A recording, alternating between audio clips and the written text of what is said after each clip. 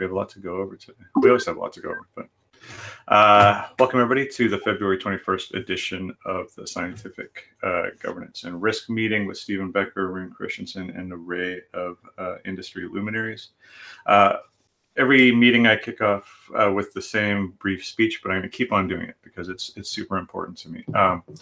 We love debate, and we love questions, and we love interacting with people, and we have things to learn and we have things to teach as well. So let's get this circle of sharing going. So if anybody has any questions, any comments, any thoughts, please feel free to type those in the chat at the side. If you don't have access to a microphone, if you do have a microphone, please feel free to jump in whenever you need to and ask questions. We're here to talk, and some of the questions we get are amazing. So it's a highlight of my calls. I think I'm going to hand that over to you directly, Stephen, and let you set the agenda for us.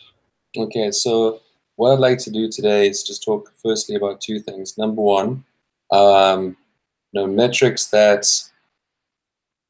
we are looking at right now that may inform us to consider another change in the stability fee. I don't think we've had a whole lot of time to go by in order to assess if the first raise was impactful, but we are certainly cognizant of it, and we need to be very much aware of where we are right now. And then the second aspect is, and I was asked this as well, is let's revisit the whole idea of how to be a risk team. We can go back and say, well, we don't have the formal tools arranged, but we can at least use this particular space to discuss elements about becoming a risk team, how you contribute, and what you need to basically consider. And thirdly, I would also like to maybe address some of the questions or apparently many considerations that have been put towards us, and I think Rich has got a few of them that we can actually look at. So to jump off on the stability fee, right now, the long and short of it is we didn't see too much of an effect on the inventory levels, but we have seen a kind of a kick up in the ETH price, and we're trying to figure out if there's some sort of determination between that happening and the fact that we've got a large provision of DAI that hasn't decreased at the moment. Second to that, and this is what I'd like to put to the folks in this call, since the stability fee raise, do you think there has been an effect on the exchange rates, on the sort of collective or aggregate idea that the DAI exchange has gone to or has settled around 1? I would say it's a small effect. Sorry, Stephen, but I think it wasn't. It's a joke, you. I don't think there's been that much of an effect, just a little bit.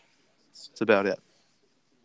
My impression is actually that things have gotten worse now. I mean, we're seeing like multiple Reddit posts with people just complaining and being like, DAI is so weak, like, and this kind of stuff. So I think we should just try to get a consensus today to just continue with the 0.5% raises. And just in general, I mean, there are some people out there saying we need, to go to 4%, or we need to go to 10% and so on, right? And I mean, I actually have that.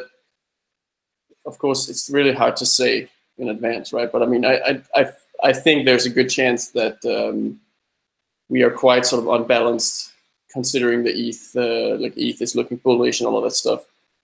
So yeah, I mean, I think we should just get on with it. Yeah, this is what I was hoping for, right? So Lev is sending us some pictures that probably is a bunch of order books. Yeah, maybe I can explain this. Yeah. One question, with regard to the debt ceiling, how hard-coded is that? Is it possible to reduce that as another alternative? Oh, that's actually a good other thing to bring up. But I also think we should start discussing now with a balance at DAI. We should just learn how to use the interest rates, because we need to really be able to do that for the long run stability of the system. Okay. But bringing up the debt ceiling is a good thing. I mean, I think we should talk about that a little bit today as well. if we're talking about the DAI balancing around $1 as a function of the market cap of Ether and how much DAI CDP holders can mint, aren't we also kind of by proxy talking about changing the stability fee every time Ether changes in price to any significant degree? Yeah, absolutely. I mean, this is something that, this is just how it has always been explained, right? We're always going to have to very, very reactively adjust the stability fees and later the DAI savings rate continuously every single week in constantly responding to changes in market dynamics, right? If they change. I think let's kick it over to Lev now so we can have a look at some data, the stuff we all cover. Hey guys, just thought I'd share some data like Rune was saying. So I put this link in the chat so you can open it. What you're looking at here is a plot of some data that I collected. The dots are individual trades. The size of the dot is proportional to the volume of the trade. All of these trades were gathered from a couple of dexes. If you're wondering which ones, it's the dexes where most DAI volume happens. It's Oasis, Radar Relay, Paradex, DDEX, that sort of thing. Starting from about 50 days ago, every trade on the ETH DAI market on those dexes is listed here. And what I did was, in order to get an implied DAI USD price, I scaled the price of every trade, which is on an ETH to DAI market, with the Coinbase ETH USD price at that moment to get an implied valuation of the DAI that was traded in that trade. So that's why this is a little bit more interesting than just looking at the trades on those markets, is because we've rescaled it by the price to get an idea of what it's saying about the price of DAI, and is there any pattern here around whether DAI trading tends to trade at a discount or premium. And there you can see pretty clearly, right, like why we've had to have all of these discussions the past couple of weeks, because there's definitely been sustained periods when most trading was clustering somewhere meaningfully below $1. Obviously, you see a lot of dispersion here. That's a result of the fact that, this aggregates a bunch of different order books or trades that are happening on different markets, but also that, indeed, large bursts of trading activity often have a lot of market impact, which results in these like vertical streaks that you see, which is essentially people taking out the order book. A really extreme example of that, by the way, is earlier today. So a lot of people in MakerChat were discussing a large CDP that got liquidated. Usually around those times, you see very heavy DAI trading activity, because the people who are liquidating the CDP are looking to get this DAI from the market. So this created this short-term burst of DAI demand, which is actually why you see this column at the far right of the graph. Which is quite interesting. And that was huge volume, right? Because this was a huge CDP. But other than that, I just like to draw your attention to the dates at the bottom, and how basically, for the last couple of weeks, we see a very clear center to this kind of dispersed DAI picture of, clustering somewhere around 0.98. So it's pretty clear that, by the vast majority of the trading has happened at an implied price of 0.98, at least if you believe, Coinbase ETH USD to be a good baseline. How far back did you go on these graphs? It'd be interesting to see how this shifted the last time we've changed the stability fees. Did you see any positive correlations there? So this graph is for 50 days from now. I made the graph 2 minutes ago, so it's very fresh. But do you mean, can we go further than this? Yeah, back to when we raised it in our last vote. Yeah, I would really like to do that, actually. I would need to download more data, so I couldn't. Unfortunately, I can't make one for you right now because I didn't go back that far. But it's totally possible. Everyone should try to do this. Rich, Madison's on the call right here. We'll have Madison go do that. So. But this clearly must cover when we raised it, right? Because we only raised it 2 weeks ago. I think Rich was asking the previous times that we raised it. Yeah, but I just think this shows that a 0.5 raise really has no effect whatsoever. to some extent, right? I mean, at least if we only go from this data, and of course we should.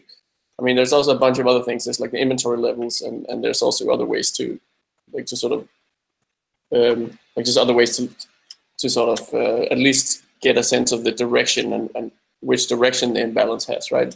But I think in terms of interesting questions, so like, is it the reason why we haven't seen it move the needle because the change was too incremental to actually change people's behavior, or wasn't it large? Was it not large enough psychologically to make people think twice about opening? Yeah, so there's been multiple people on Reddit, for instance, making the argument that ultimately market dynamics themselves drive changes at such a stronger degree than something like a tiny stability fee change, because a lot of people, they open CDPs for fun, right? Like, they don't even look at the stability fee or whatever, right? They just go and do it.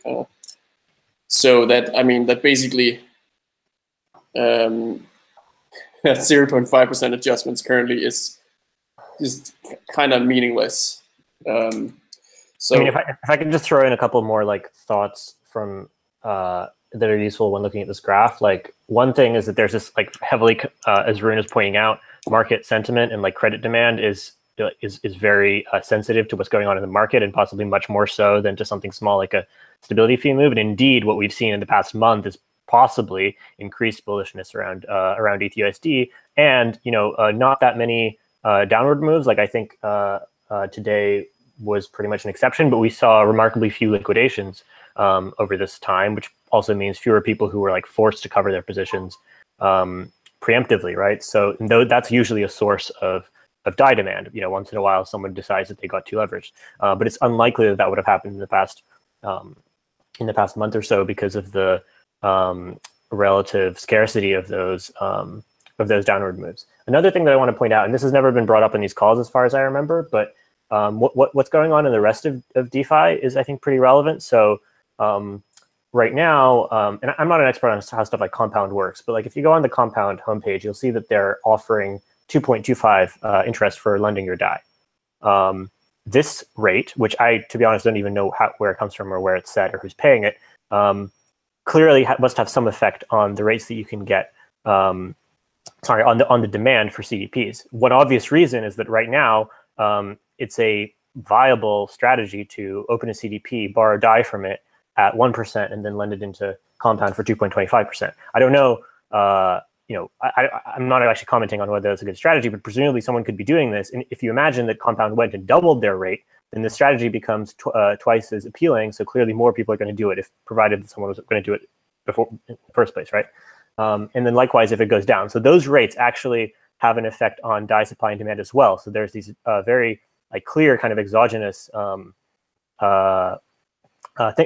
things going on, but they're still in DeFi that are worth paying attention to. And in fact, I think the DAI rate on Compound was much higher earlier. I remember seeing it at something like 6 or 8% just a couple of weeks ago.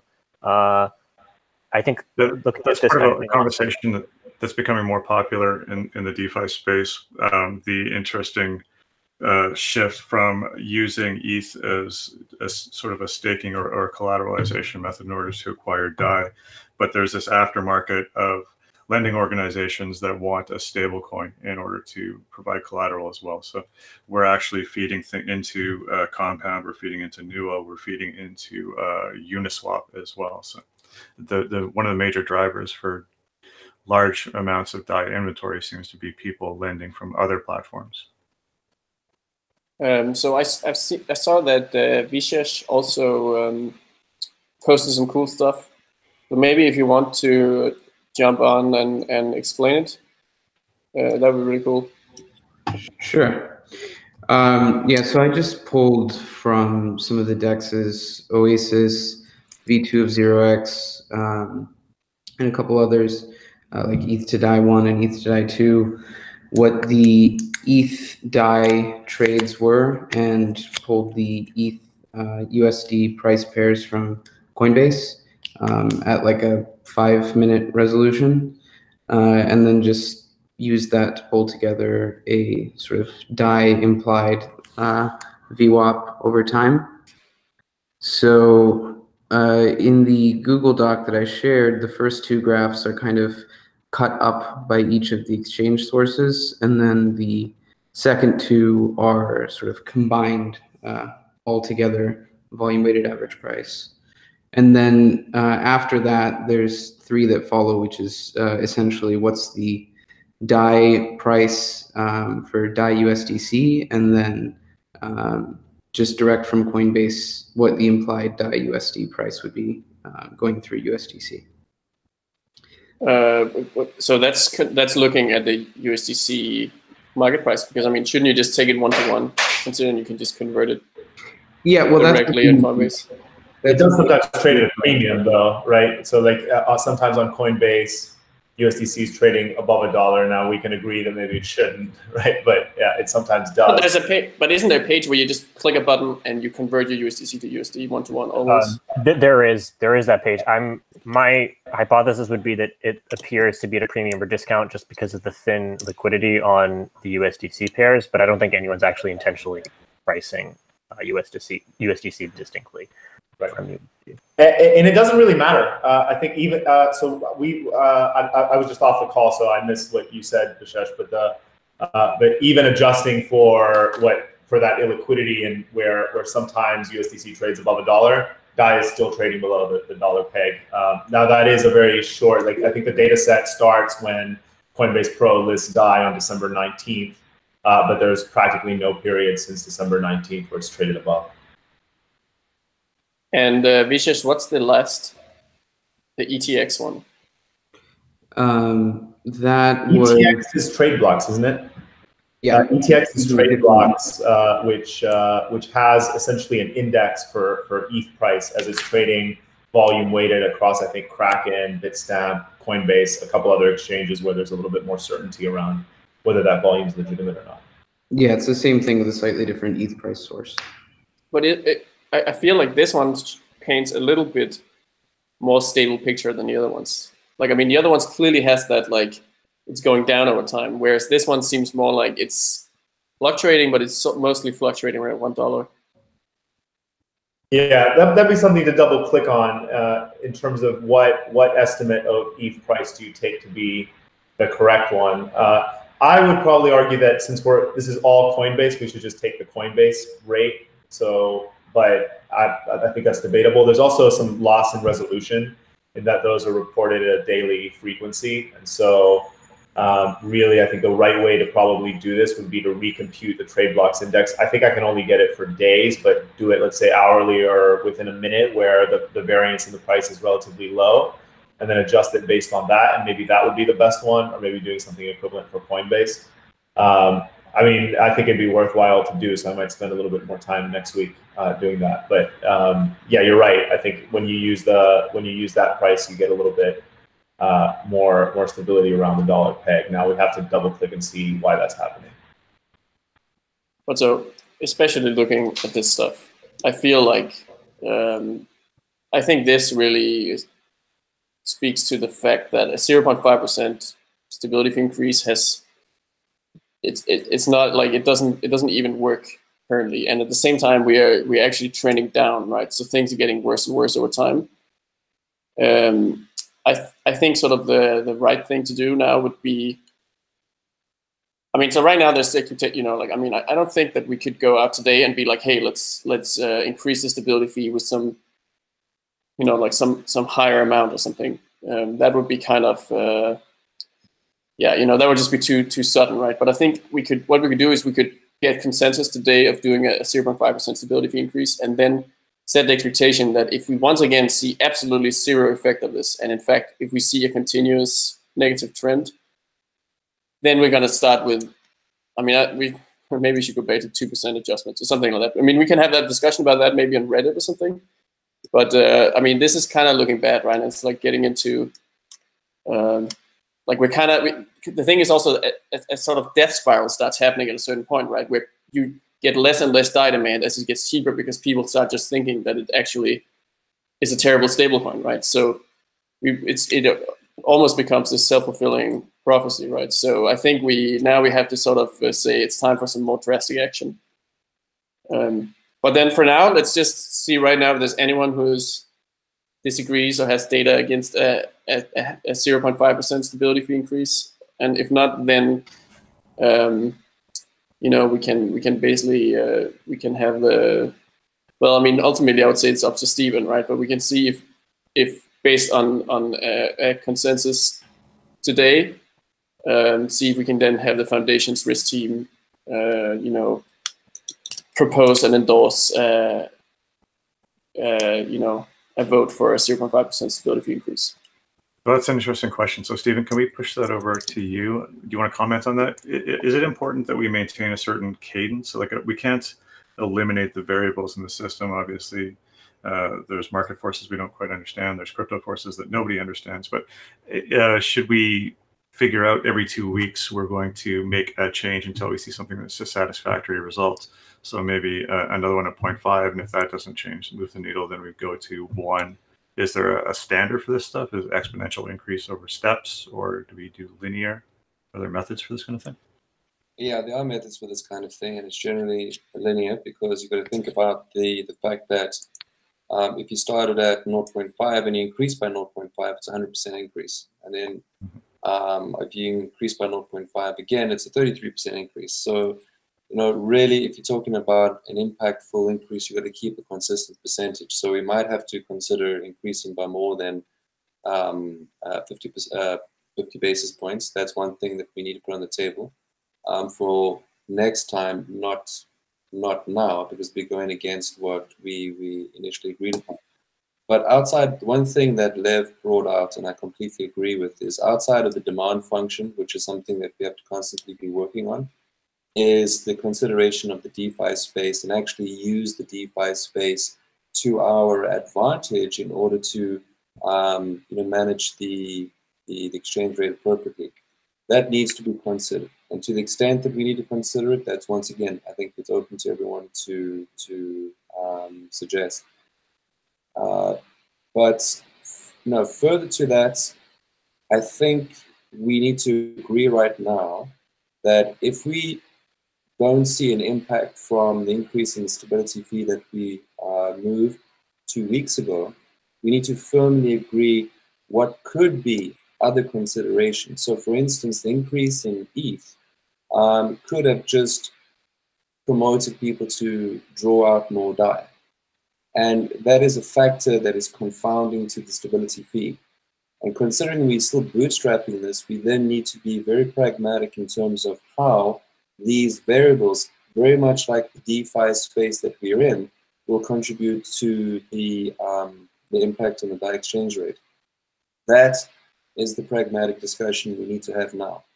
No, I think we need to use the stability fee and increase it until we find a point where it does have an impact, but it does so exclusively and not muddled up with all the other confounding variables. So are you saying that are you saying that we need to get a clearer picture of what people do with DAI? Like we need to figure out where this DAI is landing?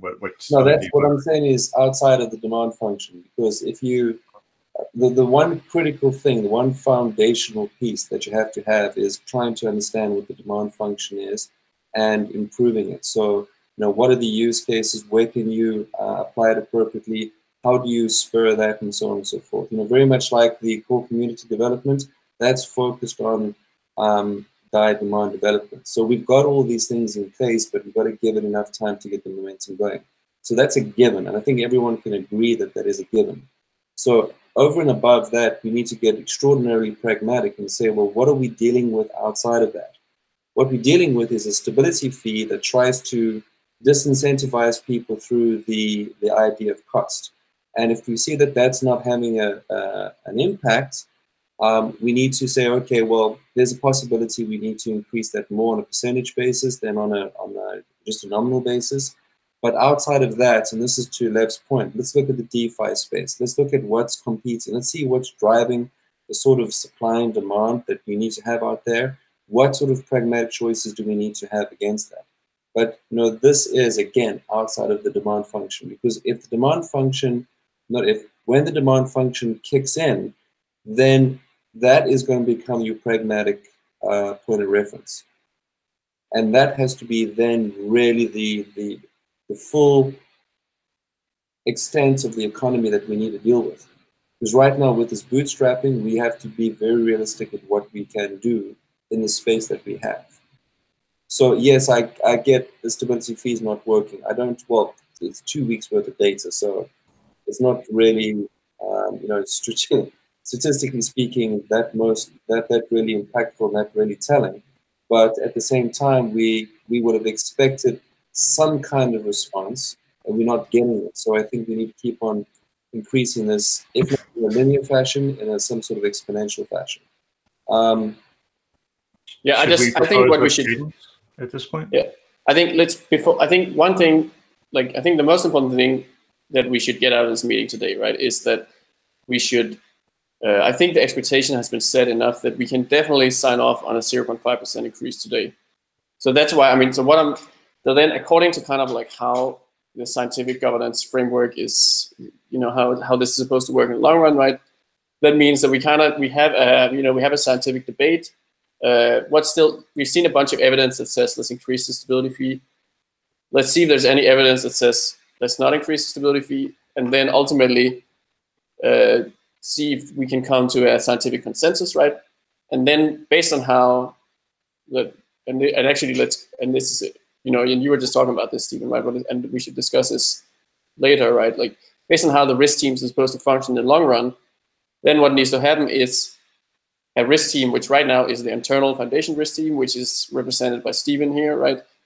Signs off on this saying, this was kind of like, this is a legit, there's a legit sort of scientific debate that has happened here, and there's actually legit scientific consensus. And based on that, there's, we believe that it's possible that we can actually get this, we can create a vote for this, we can recommend people to vote for it, and ultimately it's likely to pass, right? So, so I think now kind of like next step is we see if there's any arguments against a 0.5% stability fee increase. The only thing I'd like to pose as a question is, we generally use governance polling as the place where we get the rough consensus, as it were. I just want to be clear so that everyone understands that what we're doing now substitutes that. And if everyone understands that, then it's important, because we've laid down this premise of we're going to do governance polling and then we'll have an executive vote. And what we're saying right now is that this governance polling is now going to be, so we're going to substitute this for the governance polling. We need to be very clear on this, because that means we are, to a certain extent, going against what we've laid down in general. So would it be wise to have a governance polling that's maybe open for a couple of days?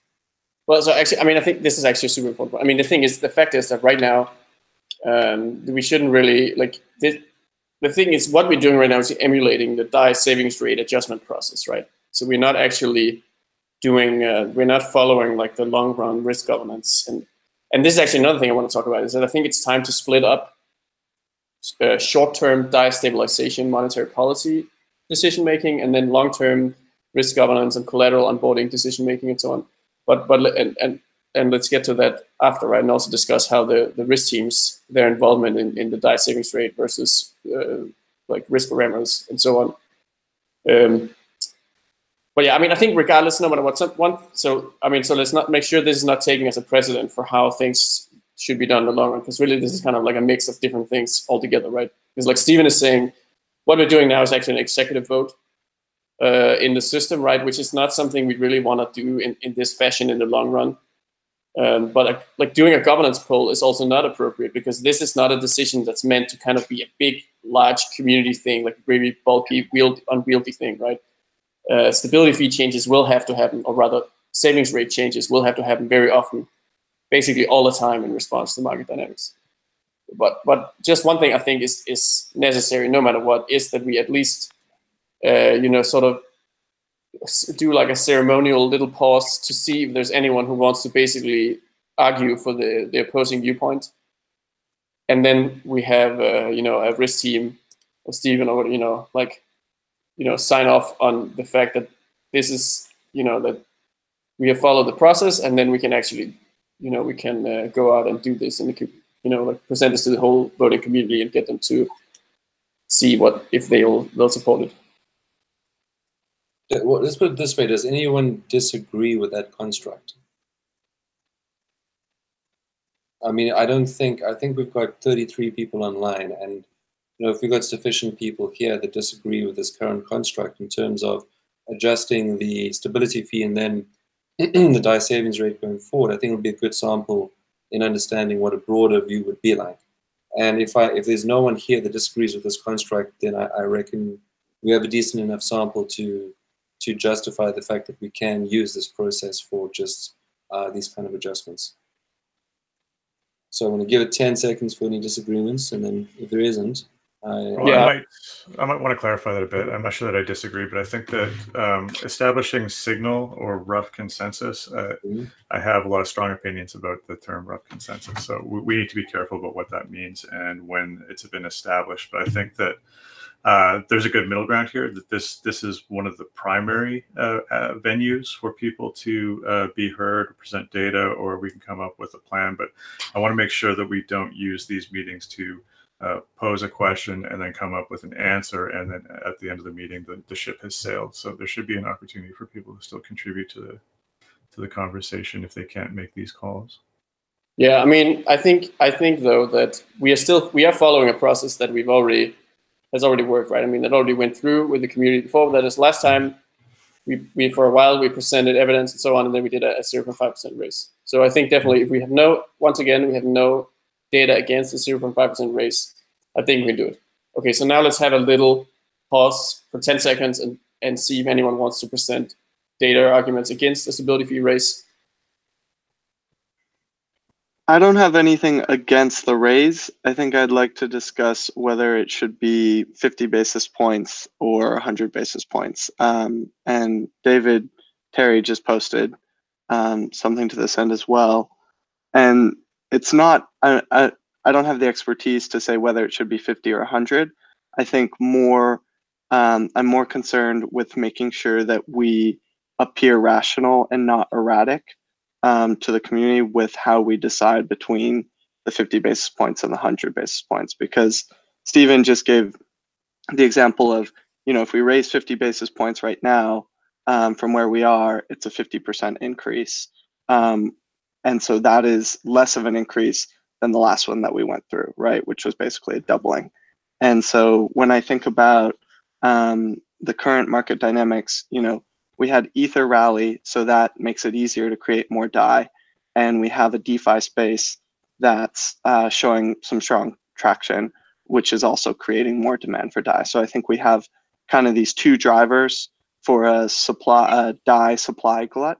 I don't think personally, I think, once Ether forks, I think I personally don't see ETH continuing to really rally super strongly here. And so I don't think that we will face that, say, quote unquote, supply glut headwind in a really strong way in the coming few weeks. So that would, for me, argue for a 50 basis point increase, because then it's really the DeFi demand and supply glut that we have to take into consideration. Chris, that's a great point. So I want to make sure that we're capturing the variables that we need to address here. So whether it's 50 or 100 is something we need to figure out. The other thing I'd like to make sure that we keep cognizant of, what's the cadence of the changes that we're prepared to make until we see a positive solution here. So does that mean that every 2 weeks is, the sweet spot? Can we stretch that out to 4 weeks to see whether things work or not? And I think that cadence is going to be determined by how quickly, and correct me if I'm wrong here, everyone, how quickly we approach the danger zone with the debt ceiling, right? Is that the cap that we're looking at here? So I think that all of this stuff, like let's discuss the cadence and let's discuss, but I think the main goal is still we gotta so I don't think we can possibly do a 1% increase today, for instance. If we did that, there would just be no kind of warning on that, right? And something like that definitely would have to, if we're gonna change, there's no expectation on the cadence. So theoretically, we could do a 0.5% increase weekly currently, and we haven't really set up an expectation that that's not going to happen. But we have set the expectation that changes will be 0.5%. So I think that today we have to do what we can. Basically the data is looking pretty critical. We want to make we kind of feel like we have to do something to deal with it. But I think today the most we can do is a 0.5% increase. And then let's discuss how we can then set ourselves up to be more effective at the next couple of meetings. But I would just like to go back to basically, so there's no data against it, right? And with that, I would like, so with that, Stephen, I think I'd like you to kind of like sign off and say that here we have a consensus, and and as a result, the foundation risk team is going to create, a proposal for 0.5% stability fee increase. So yeah, that's I agree with. We will go ahead with the proposal. But to David, Terry, and Chris's point of view, you guys are correct. And to Rune's point, this is more about signaling and sticking to what you said. So we gave ourselves the ambit of 0.5% increases, and that's available to us today. But we can lay the foundation for something to adjust going forward. And obviously we can use that foundation next week to maybe increase it more so. I just, given the fact that this is recorded and given the fact that most folks out there that are not online right now would wish to see this, it would be great for them to be prepared for the fact that we've created a new foundation from which we can actually operate. It's just more a signaling thing. And I do understand at the same time, and considering that it's really a weekly basis and we don't really have a statistical telling of the impact yet, I think we can safely say that the foundation can be built now for a further and larger increase next week. So to that point, I would agree, and I'm going to put forward a proposal to increase the stability fee by 0.5%, that being 50 basis points. Okay, time to the after. Could I add a technical, just a technical point, since we're talking about magnitudes of changes and stuff like that? I would advise against thinking about stability fee or interest rate in general changes in terms of like doubling it, so going from 0.5 to 1 being doubling, or increasing it by 30% or halving it or anything like that. I think it's actually kind of meaningless to use those relative change terms. Is kind of like saying, double the temperature, increase the temperature by 30%. It's a quantity that doesn't actually have an absolute zero, so it doesn't make sense to even measure it like that. So it just to steer this quantitative part of the discussion. No, that's agreed. That's agreed. But at the same time, we don't know the effect of the stability fee. So getting that sort of exponential effect working for us now might get us to a point quicker in understanding if the stability fee does have an impact. So it's not necessarily, I wouldn't say it's a principle that you would apply going forward, but it's almost like a principle that you apply getting to a point where you find that you have an effect. Yeah, I mean, neutralizing it from that point of view. So I agree with the notion that doubling interest rates doesn't make much sense in that regard, but it's more, interest rates are super arbitrary, and yeah, like Stephen is saying, right, what the thing is that our arbitrary change level of 0.5%, considering the current conditions, is probably set too low, and we should make it bigger. But I just think a fun or whatever data point on this whole approach is kind of like having an arbitrary number and then making changes with that. That's how central banks do it, right? So they always change with 0.25%, right? And they just like the thing that then determines how much of a change they do over time is how often they do these changes. But they always do them, or most of the time, with the 25 basis points. Would it help us with messaging and potentially the psychological impact of these changes to have a message about the cadence that we're looking at? So we say that, we're going to do another 50 basis points this week, and if that doesn't work, we're going to continue doing it until it does work. Would that help maybe move the market in the way that we're hoping? Yeah, I think we should. I think it's a starting point. I agree, but at the end of the day, it might not actually be that informative, because you might find that the confounding variables, while we're bootstrapping the system, might actually play a greater part. So we could be, constantly increasing the stability fee until it has an effect, but it may be because the confounding variables have stopped having an effect. So it really is, considering what we've discussed today and the input that we've got today, is really, I must say, it's brilliant. This is the kind of input that we need on a constant basis until such time as we've framed all the issues that we have, not only in bootstrapping to critical mass and having a robust system, but also when the system does come robust, you're going to have a very well-defined framework as well. This sounds great. So I think that we've reached, I'm going to say it, rough consensus. And so we have a way to move forward. But I want to throw a wrench in the works and ask kind of a tough question here, because it feels like we are operating with one of our hands tied behind our back until we get a DSR type mechanism into the framework. Is there a possibility that there just isn't enough room on the stability fee to see the kind of changes we want in inventory? Yes, is the short answer. But that's only possible the other way, though. So right now we're in a happy position where we can just jack up the stability fee however much we need. It only becomes a problem if we reach 0 and we want to go further down, but there's nothing below 0. I guess the risk that I'm thinking about is that in order for us to balance inventory, we need to raise the stability fee to the point where we absolutely price ourselves out of the ecosystem. We're no longer competitive. Right. Right. But that's actually exactly what we're trying to achieve, which is kind of funny, right? But literally what we're trying to achieve is we want to scare away the customers in a sense, right? In a very, very controlled fashion where it is seen as, momentum behind something that is getting critical mass, as opposed to just sort of turning off the lights. Yeah, here's a question I've got, though, and this is kind of related to the debt ceiling component also. Like during the course of the last year, right, the price of Ether has continually gone down. So the issuance of debt has been like hitting a headwind of both participants owning Ether needing to both put collateral in and continue to borrow DAI against it. When we turn that ship at some point, maybe it's in a month, 2 weeks, a year, whenever, and the price starts to accelerate going up, the creation of DAI can also then exponentially increase. And I don't know the technical components about how it's put in for multi-collateral, so forgive that. But if there's not a throttling method that allows that to be slowed down on the issuance path, some portion of that may turn around to be sold off into the fiat world, which makes us look and feel like it's worse, but it's just the market improving. And the question I have is, is there a throttling method and or kind of what's the word?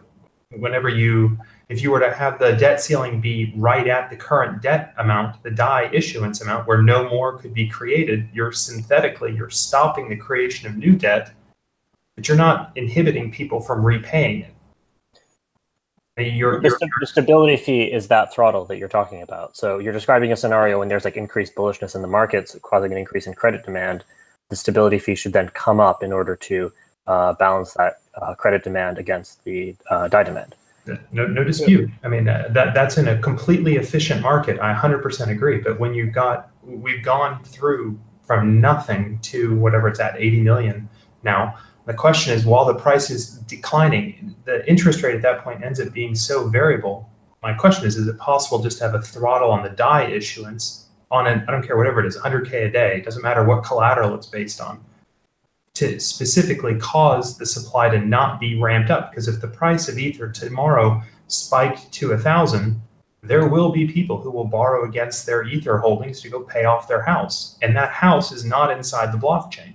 And it'll make it look like the price has gone, will go craziness on the peg, because I don't necessarily think people will be dumping money into DAI at that point. They'll probably be taking the other direction. I mean, don't you think that this throttle mechanism is like a sharp cliff response of a stability fee? Like essentially we're saying for the first 100K of issuance today, we're going to have the normal stability fee. And then after 100K, our stability fee is going to be infinite. And then obviously that kills credit demand completely. And then we wait, until the end of the day, and then we add another 100 to the ceiling or whatever, like you're suggesting. It's basically just creating a really, it's creating this non-linearity in the response. But can you explain like why you think that non-linearity is justified as opposed to the just some more gradual response to stability? Like I think we can all agree that no matter how bullish the market is or how much credit demand there is, we can probably pick a stability fee that will be high enough to balance that against demand, right? Like 5%, 10%, 20%, whatever. At some point, it becomes. But when you're that high to inhibit the demand, those type of interest rates, you priced yourself completely out of the market. At that point, it'd just be easier just to not create it. Yeah, but so here's the thing. There's actually a mechanism that's quite like what you're talking about, that's a part of the framework currently. That's what's called the defensive debt ceiling. So this idea that we never want to leave kind of like a really big empty space of like tons of unused debt ceiling, but rather we want to have kind of like make sure that the debt ceiling kind of like the actual sort of parameters that's in the live system on the blockchain, make sure that if suddenly there's like someone who wants to generate like 1 billion DAI, he can't actually just do that in one go. But that there is actually kind of like you reach it or you get close to it, and then there is sort of an off-chain mechanism, so basically a risk team that then is like, okay, it's safe to keep going and keep going like that until we hit the point that's actually set by governance, which is called the practical debt ceiling, right? And then, so there is actually a mechanism to some extent that's like this, but I just think it's very important that that mechanism is only seen as to deal with absolute kind of like disaster situations, like very weird edge case situations, and not really something that should ever kick in under normal circumstances that so normal people should run into the issue that, oh, whoops, you can't like do your whatever, like draw for some, regular amount of money. And I also think like, I mean, there's a lot of hypothetical scenarios that can be thought of, right? Of like weird behavior in weird situations.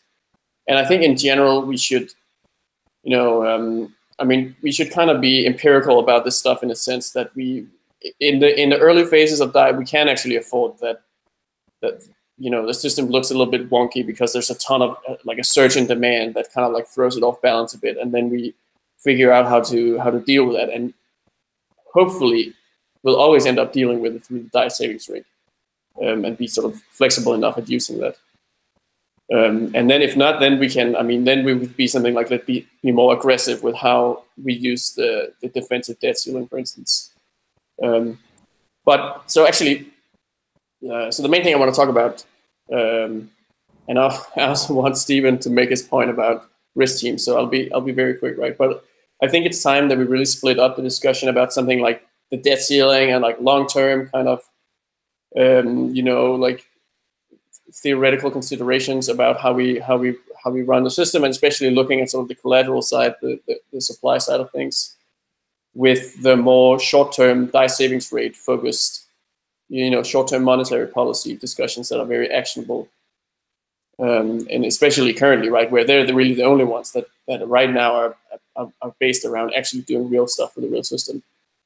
And I think basically the easiest way to do this would be to have a Wednesday meeting at the same time that's the monetary policy meeting, and then the Thursday meeting like now is then the long-term risk governance meeting, and then basically next week we could then have the Wednesday meeting be the one where we discuss, next Wednesday we decide what are the new changes in stability fee going to be like for the short run to deal with this problem of basically, despite doing 50 basis point changes, nothing happens. And we'll talk about that on Wednesday. And then on Thursday, we'll be talking about the debt ceiling, both from a theoretical perspective for the long run of the system, but also talking about the fact that the current debt ceiling is about to get hit in single collateral DAI. And a lot of the theory around this, because one of the interesting things is that people typically think that the debt ceiling is about like that the debt, the reason why you have to increase the debt ceiling is because supply reaches a certain level and sort of CDP demand reaches a certain level. And what's funny is it's actually demand that sort of drives when you must increase the debt ceiling. And it's actually a question of when DAI demand sort of explodes that really creates that sort of pressure to eventually, like, to basically face the fact that eventually we either have to increase the debt ceiling or we have to shut down the system, and there's no option to kind of like keep the debt ceiling at 100 million forever. So I think this way we'll be able to focus a lot more in these discussions, and then especially make sure that on Wednesdays it's really about kind of like just focusing on being actionable on protecting the DAI peg for the short run. So I mean, I already discussed this with you a little bit, Stephen, right? But what do you think, and what do other people think? May I make a suggestion? I like the idea. Can we take this particular meeting and first apportion it into two parts to deal with those two points? The reason being is to try and find another date in everyone's calendar and get the same response that we've gotten today might be a little bit of an ask. But if we can develop it in this meeting and it takes life of its own, I think we can then manage to transport it across to a new date. It's just trying to get everyone to fit in a new calendar item might be a little bit of a push right now.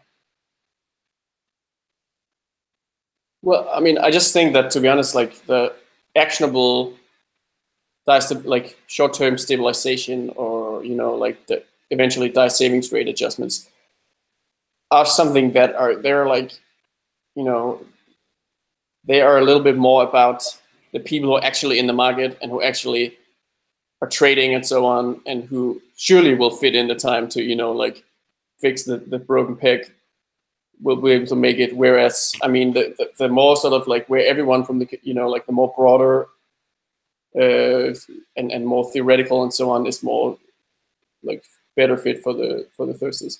But yeah, I mean, I'm totally open to either way. I just think we have that an opportunity to find out the answer right now. So maybe if people want to just signal in the chat whether they feel an additional meeting or augmenting the agendas that we have here would be useful. We can do that in the next 5 minutes. Yeah, I think it's easy to just augment, easier as the hybrid step to augment the schedule. Maybe you start, the first 30 minutes with the short-term rates. So then, at whatever time Eastern, I guess 12:30 p.m. Eastern, that it's intent to switch to the more theoretical longer term. Constraining time tends to lead to more efficient conversation. Yeah, and that is a valid point. But I just still think, today we spent 40 minutes on sort of the DAI savings rate stuff, for instance, right? And the thing is, right now we haven't even gotten started with the actual point of these discussions, right? The actual like risk governance framework and the collateral parameters and all of that stuff. I think that this is the exciting thing about this, is that you've started the catalyst behind this thing. We're going to have meetings where we're going to have a lot more efficient metrics being shown. You're going to have meetings where everyone knows what we need to discuss, and the discussion is going to be more poignant. Right now, it really is sort of gathering our thoughts about what are the items we need to consider. And I reckon as we go along, so we'll become a little bit more efficient in terms of what we are discussing, because I certainly don't think that there's an infinite number of variables out there that's going to constantly confound our analysis. So this is a great starting point. I mean, the fact that we've used 1 hour of the risk governance to discuss this is great, because I think it works part and parcel with what do risk teams look like, how do we consider collateral types, because this gives an ability for us to inform how we need to consider the rest of the governance issue when it does come back as the full point discussion. Yeah, that's a great point. But I just want to say that once we do roll out the risk parameters, we're gonna need an hour for that only. Like if we only have half an hour, because that's when the real engagement really starts, right? So maybe we can say, let's have a hybrid for now, but let's sort of keep in mind that once we roll out the risk parameters, we open them up for debate, then we'll move that half hour to the Wednesday. Yeah, I believe that we will probably have to transition into something else. But as Chris suggested, I think if we do it more naturally and organically, it'll bring everyone into the next iteration. All right, that sounds like a good place to stop, because we've made some decisions. We've talked about the next proposal. Stephen, you're going to be handling the communications and release of that. People can expect to see another 50 basis points proposal coming tomorrow. What do you think the rough timeline would be, Stephen? That's a very good question. I don't want to commit to anything right now, but I would like to try and get something out. I'm in Omaha, and I still need to go to a few things. So if I'm going to put a Tuesday as my first target, it's a soft target, but hopefully by then, not on Tuesday, but by then we might have something. We should have something out. Okay, so we'll look for that next Tuesday. We had an interesting conclusion about talking about deeper monetary policy, and we'll shift the agenda around and make sure people know to expect that for the next call and see how that evolves. Thank you, everyone, for the excellent questions. This was a really good meeting. One question: would it be helpful if we had someone who took notes during these meetings, like not like rough, like not formal notes, but just kind of like someone from like the risk team just goes through, takes notes, and then circulates it with the meeting. Is that something that you got? Because I think sorry. Yeah, I can. Sorry, I'm getting some crazy feedback from you. Sorry.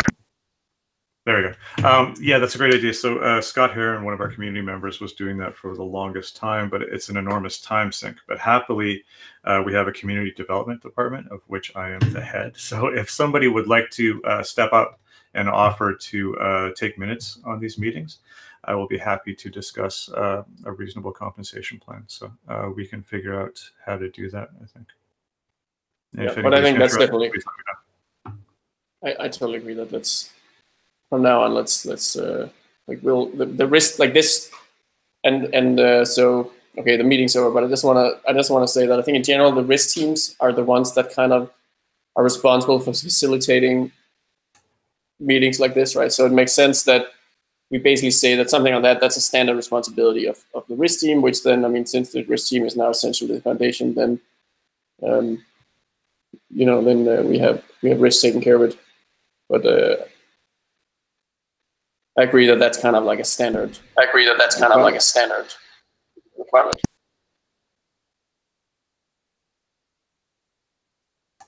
All right, so there's a lot of important people in this meeting, and I'm sure lots of us have hard stops. So let's stick a fork in it there. Thank you, everyone, for joining. I'm going to stop recording now. If people want to hang out, though, that's entirely up to you. So thanks, everybody, for coming by. See you next week. Thank you.